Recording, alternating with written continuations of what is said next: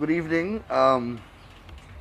Today the process would complete just over 60 boxes, perhaps 60 or 61, which would be the largest number of boxes concluded in a day. So that is showing that the pace is gradually increasing, but not to a satisfactory level. Therefore, we continue to anxiously await the establishment of the additional promised stations, which we hope will bring greater expediency to the process, and also we would like to see the hours of work specified in the order be rigidly enforced and complied with, because today again ballot containers were closed at 5:30, and we believe that that is unacceptable. It's a premature closure of work, and having regard to the fact that we are developing a backlog, so to speak, when one takes into account the average of the output daily and the 25 days deadline, we are still at a backlog, and therefore steps must be taken to bring greater rapidity to the process. Region 4 in particular is agonizingly slow, and perhaps that may also be a deliberate strategy. This entire afternoon, Region 4 completed one box, one single box, from lunch to 5:30, and I believe they could have started another box at 5:30 and conclude at 7. So total today, for example, Region 4 did 4 boxes. Region 5 did 18 boxes. So clearly, a particular trend is emerging, which we hope we will have reversed at some point in time. And the strategy that appears to be emerging of delaying Region 4, we will be able to nip that in the bud soon. The other important aspect of today's work is that Region 1, the tabulation exercise was finally concluded, and the certificate which has to be issued at the end of the tabulation of a region's result was signed by all the parties, including GECOM officials, and that certificate was given to all the parties. That would constitute a declaration of the Region 1's results. So that was done, and we are happy that we were able to overcome certain hurdles that arose which delayed this process from being completed before. The other issue that I would like to speak briefly on is, you heard the President's remarks to the press. Importantly, he spoke about elections being free and orderly. He says that he's committed to this recount process, and he says that he will be bound by the declaration emanating from the process. I think he said any declaration. I can't imagine that it will be a declaration other than the process that he himself initiated, because remember, in the CARICOM Accord, he initiated the recount process. And I mean, I don't wish to rehash the whole history of the obstacles that were sprung up, but you know them well. The population can relate to them very vividly. But now that we have reached this stage, I consider the President's remarks good in the context of binding himself to the results of the process and accepting the results of the process. One would hope that his other members of his government will now adjust their narrative to suit the parameters fixed by the president, and we will have less and less of the side shows and freak shows and pantomime that we have been having. Unless, of course, the president has given one of his placatory, sterile commitment and narrative. We are hoping that is not the position here, and that we will see now that the president has spoken an alteration of the narrative that will come from ministers of his government and members of his party. Of course, you saw the very harsh language that the president used to reprimand the Attorney General, who essentially told you yesterday that this exercise is a time-wasting one and it can produce no legal results. I saw the president was very firm in his dismissal of Basil Williams' remarks, and fittingly so. Those remarks were outrageous. So those are the few remarks I would like to make at this stage, and of course I'll invite your questions. Mr. Manuel, can you say or verify that the AP and AFC signed off on the certification document version 1? Yes, they signed off. I looked at it. I saw the person's signature. I just verified that they signed off. Can you say who the person is?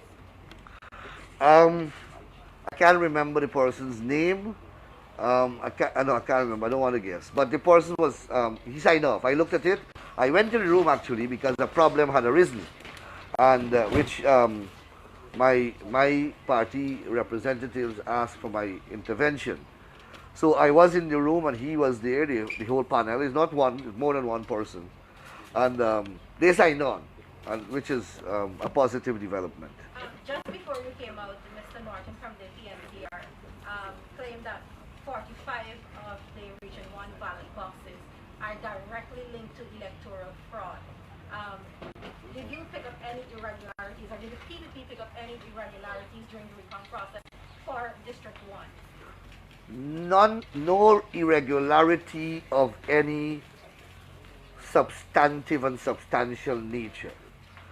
As we said before, and we will continue to see, every elections, once you subject it to some kind of forensic or other examination, or even a recount, will reveal and produce margins of error. That is an acceptable state of affairs across the electoral globe, wherever elections are held. Guyana will be no different. So yes, you are going to have very minimal, diminished, marginal differences, and you had them in region 1. And they're going to recur, I suppose, throughout the exercise, but not of the nature, type, and magnitude that can alter the outcome of the elections. So they may have some discrepancies, about 20 votes missing or something like that. That is the extent of it.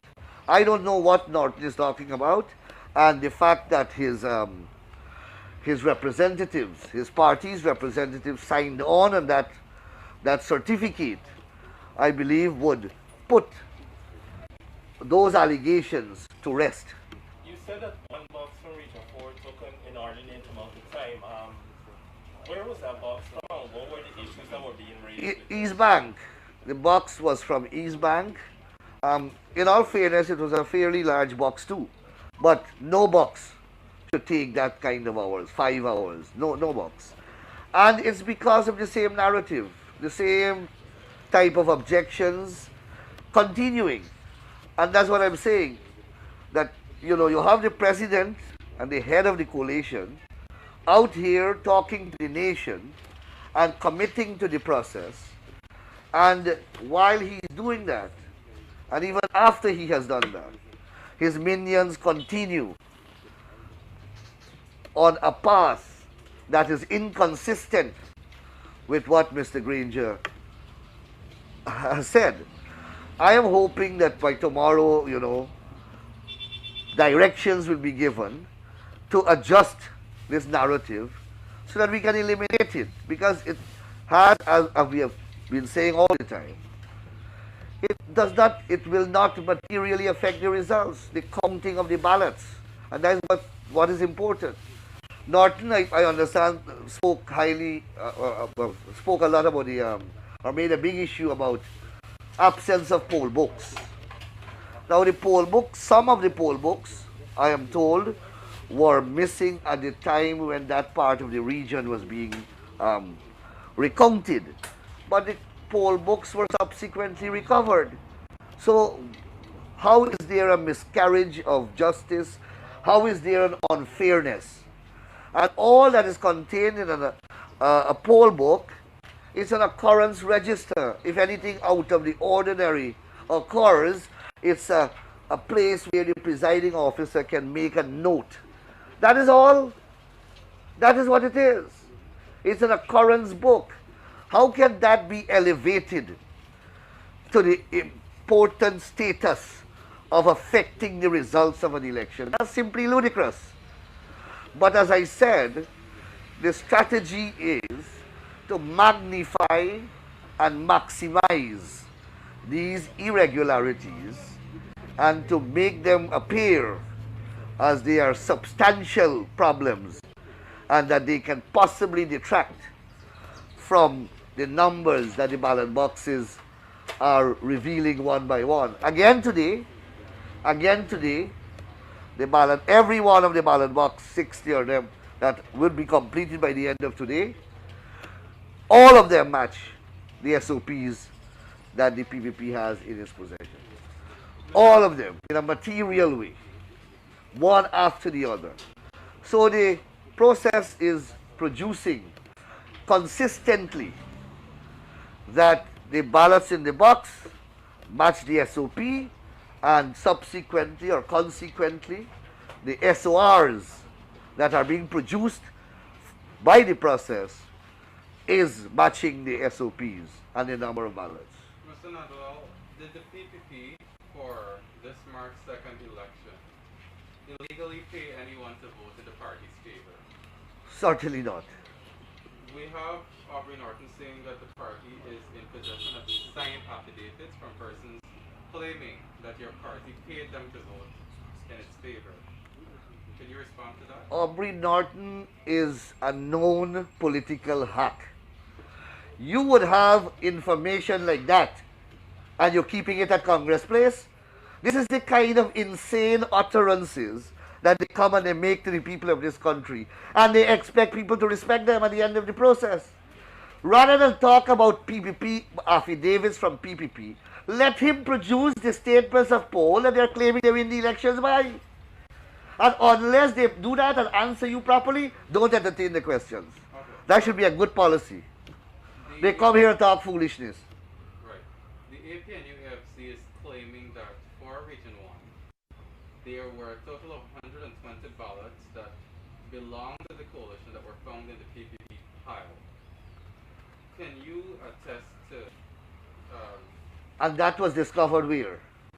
In this process? during the count, the Region 1 count? But why did their officer in their tabulation center sign on to the results? You see, the same thing is happening. Their polling agents on elections day sign on to the statements of poll. Now their officers in the tabulation center are signing on. And you still have a growing commentary outside of that? Well, Mr. Norton had said that they would not sign off on anything, but then we saw a document showing that somebody did sign off on everything. Well, that's what I'm saying. I keep saying that they can't get their act together. Even that, they're incompetent to do. But does signing on mean that you agree with it? Well, what does it mean, sir? Can you just sign on and also include the observation? There is nothing in the certificate has no place for anything else other than signature and the figures that it contains. And one signs on to a document because one accepts it. Now, not because you have not signed on, it means that the absence of your signature can affect the validity of the document. That also can't happen, because you can't unreasonably refuse to sign and then claim the document is invalid. Is that if you have a court matter going on You choose to absent yourself from the court hearings and you expect that the court can proceed. The law doesn't function like that. The law allows the court to proceed ex parte in your absence. Meaning that you can't, one person will never have the power in law who has a partisan interest. One person who has a partisan interest will never have the power in law to refuse to sign so as to render the document invalid. The law will never countenance that. Would you say, in your view as a lawyer, that the effect that the certification of the Region 1 vote had is to replace the declaration for Region 1? Well, that is the whole purpose of the exercise. That these declarations, one by one, what will prevail in the end. And that is what will be totaled by the Chief Elections Officer and placed in a report and presented to the Commission. And that is what the President, I understand, bind himself to, and that is why he rejected what Basil Williams was saying. Is your understanding that the old declaration for Region 1 is still held in abeyance? Well, the Commission, I think, made that decision, and at the appropriate time, I suppose, the abeyance will be lifted and it will be destroyed. And your view is that And it will be overcome and overtaken by the new certificate that the process is producing, region by region. What's going to happen going forward if the coalition refuses to sign that certification document for the other regions? What can happen there? Is that going to lead to a delay in a declaration? It should not. That's what I'm saying. One party who has a partisan interest and and when the outcome is not favoring that party will never have the authority in law to refuse to sign the process because he or she is dissatisfied with the results of the process. The law will never countenance such a morbid and sordid state of affairs. Other than District 4, has the PPP found irregularities in the other districts during the recount? Not of any material type. That's what I'm saying. As I said, you are going to have margin of errors which the process will produce. Any process, especially an election process. Yesterday, I made reference to a Stabrook News editorial, beautifully written, that made that point in a very, very fundamental way about margin of errors being committed by elections.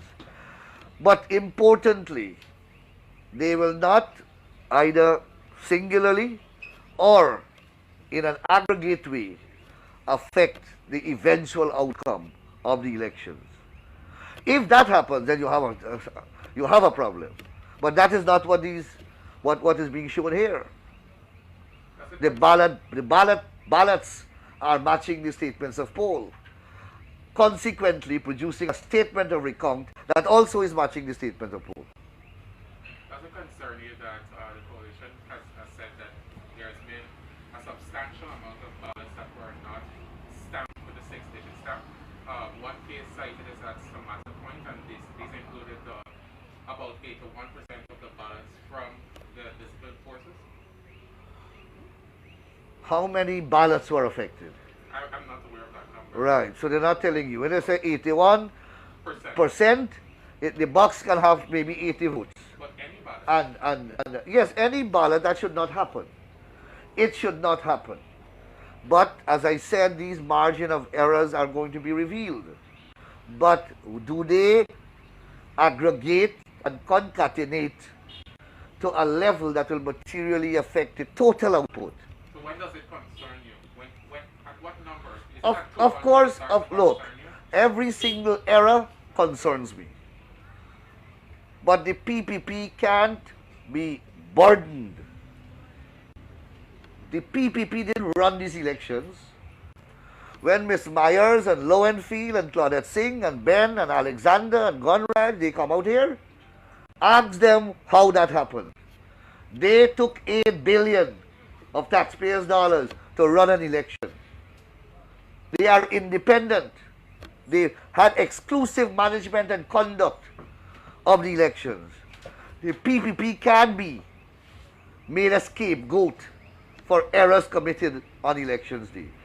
What the PPP will say, that an aggregate of those irregularities, whatever they are, will not materially affect the fact that the PPP won these elections by over 15,000 votes. But doesn't that affect the credibility of the elections if you're seeing 1,000 My friend,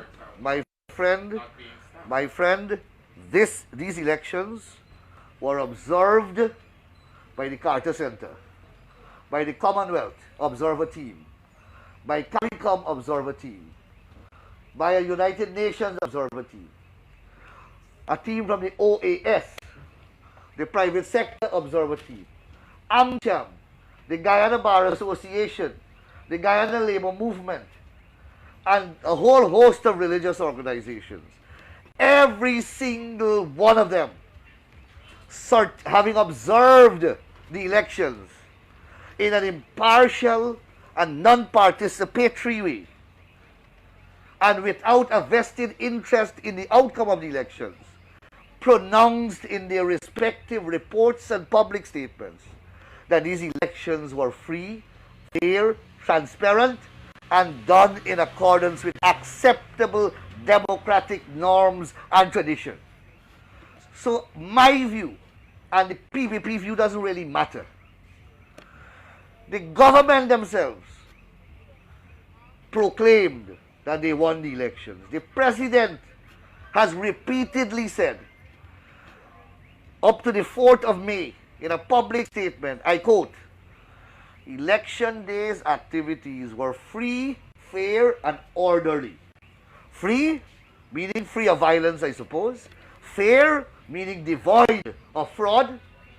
And orderly, meaning absence of public confusion and public disorder. And that is the status of the elections.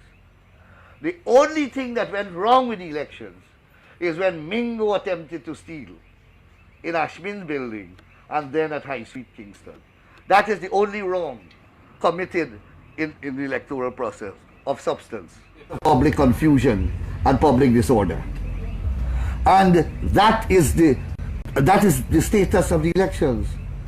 The only thing that went wrong with the elections is when Mingo attempted to steal in Ashmin's building and then at High Street, Kingston. That is the only wrong committed in the electoral process of substance. And there you had it from PPP Executive Member Anil Nandalal giving us an update about what took place today at the Artichoke Conference Center. There seems to be some confusion about the certification document for District 1. The certification document would have the official results from the recount for District 1, and the tabulation and the recounting of 99 ballot boxes were completed since Friday for District 1, and the results were put onto a certification document, and all contesting parties who contested the March 2nd general and regional elections in District 1 had to sign off on that certification document. Now, just before Mr. Nandal came out, we would have heard Aubrey Norton from the PNCR stating that they will not sign the certification document because the results for District 1 are not credible. But just as Mr. Norton left the media tent, we received the certification document that was signed by all political parties, and that certification document showed that the APNU AFC signed off on that document, which is basically saying that they accept the declaration or the results for the recount for District 1. That signature was to Daniel Siram from the APNU AFC. He signed off on behalf of the coalition on the certification document. So there appears to be some confusion with the APNU AFC as to whether they're going to continue signing the certification document, because they're still claiming that the results are not credible for Region 1. Mr. Nandalal also would have debunked some allegations made by Mr. Norton about there being fraud in District 1. And he said for every election there will be some amount of irregularities, and he's claiming that there was a small margin of errors found, but nothing that would affect the outcome of the elections. Also, He claimed that just over 60 ballot boxes would have been counted today. We have not received the official count from the public relations officer from GECOM, so we can't say for sure how many ballot boxes, but it is being claimed by Mr. Nandala that it was 60 ballot boxes that were counted for today.